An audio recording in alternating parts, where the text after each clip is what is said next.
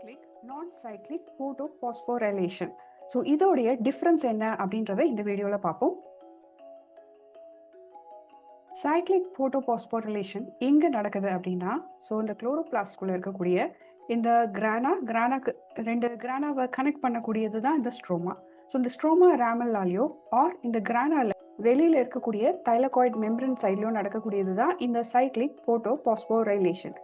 But ஆனால் நான் cyclic எங்கே நடக்கும் அப்படின்னா, கண்டிப்பாக இந்த கிரானாக்குள்ளே புதஞ்சிருக்கக்கூடிய தைலகாய்டு மெம்பரன்ஸில் தான் நடக்கும். அடுத்த டிஃப்ரென்ஸ் என்ன அப்படின்னா, இந்த சைக்ளிக் ஃபோட்டோபாஸ்போரிலேஷன் இப்போ ஐசோலேட் ஆன குளோரோபிளாஸ்ட்லேயோ ஆர் ஃபோட்டோசிந்தட்டிக் பாக்டீரியாலேயோ நடக்கக்கூடியது. பட் நான் சைக்ளிக் ஃபோட்டோபாஸ்போரிலேஷன் பிளான்ட்லேயோ ஆல்கே சைனோபாக்டீரியாலையும் பார்க்க முடியும். சைக்ளிக் ஃபோட்டோபாஸ்போரிலேஷனில் ஒரே ஒரு ஃபோட்டோ சிஸ்டம் மட்டும்தான் இங்கே பார்க்க முடியுது. ஸோ ஃபோட்டோ சிஸ்டம் 1 இந்த P700 அப்படின்னு சொல்கிறோம்.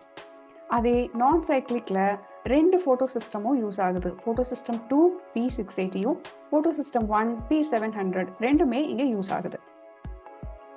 இப்போ முதல்ல இந்த ப்ராசஸ் எப்படி ஆரம்பிக்குது சைக்ளிக் ஃபோட்டோபாஸ்போரிலேஷன்லன்னு பார்த்தோன்னா, ஃபார் ரெட் லைட் கிடைக்கும் போது ஃபோட்டான்ஸ் இந்த P700ல பட்டு எக்ஸைட்டேஷன் ஆகும்போது இங்கே ஃபர்ஸ்ட் எலக்ட்ரான் அக்செப்டராக இருக்கக்கூடியது ஃபெரஸ் சல்ஃபர் கிளஸ்டர், அதுக்கப்புறம் ஃபெரடாக்சின். ஆனால் நான் சைக்ளிக் ஃபோட்டோபாஸ்போரிலேஷனில் ஃபர்ஸ்ட் எலக்ட்ரான், அதாவது ரெட் லைட்ல இருந்து இந்த ஃபோட்டான் எங்கே பாஸ் ஆகுது அப்படின்னா, குளோரோஃபில் மாலிக்யூலான இந்த P680 இங்கேருந்து ஃபர்ஸ்ட் எலக்ட்ரான் அக்செப்டரான பியோஃபைட்டின்ல தான் போய் சேருது.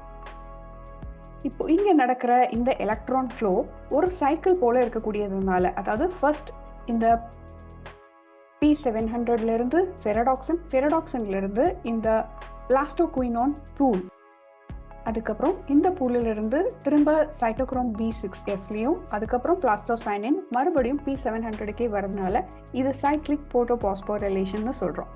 ஆனால் நான் சைக்ளிக்கில் பார்த்தோன்னா ஃபர்ஸ்ட் எலக்ட்ரான் P60லேருந்து, ஸோ இந்த ஃபோட்டோ சிஸ்டம் 1லேருந்து சைட்டோக்ரோம் B6, அதுக்கப்புறம் பிளாஸ்டோசைனின், அதுக்கப்புறம் ஃபோட்டோ சிஸ்டம் 1 P700க்கு பாஸ் ஆகி ஃபைனல் எலக்ட்ரான் அக்செப்டரான NADP இங்கே போய் சென்றடையுது. ஸோ இது ஒரு லீனியர் செயின் போல் இருக்கிறதுனால இது நான் சைக்ளிக் அப்படின்னு சொல்கிறோம்.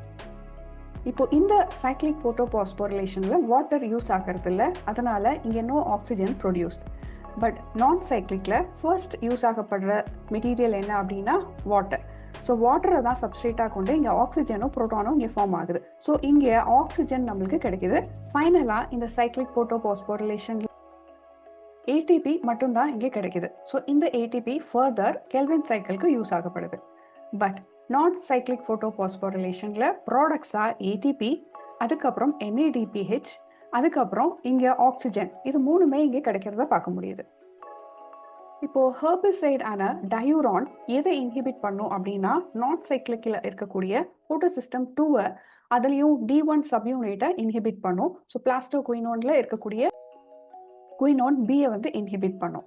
ஸோ இங்கே டயூரான் உடைய இன்ஹிபிஷன் இங்கே நடக்குது. அதனால் பாதிப்பு இங்கே ATPயும் NADPயும் ஃபார்ம் ஆகாது.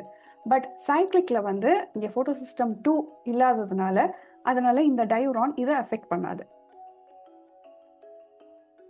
இதே போல் பல கான்செப்டுக்கு இந்த சேனல் சுபாஷ் லைஃப் சயின்ஸில் நீங்கள் போய் பார்த்தீங்கன்னா, இங்கே பிளேலிஸ்ட்லேயோ வீடியோஸ் ஆர் கோர்சஸ் பிளேலிஸ்ட்லேயோ நிறைய வீடியோஸ் அப்லோட் ஆகப்பட்டிருக்கு. உங்களுடைய எக்ஸாம் ப்ரிப்பரேஷனுக்கு யூஸ்ஃபுல்லாக இருக்கும்.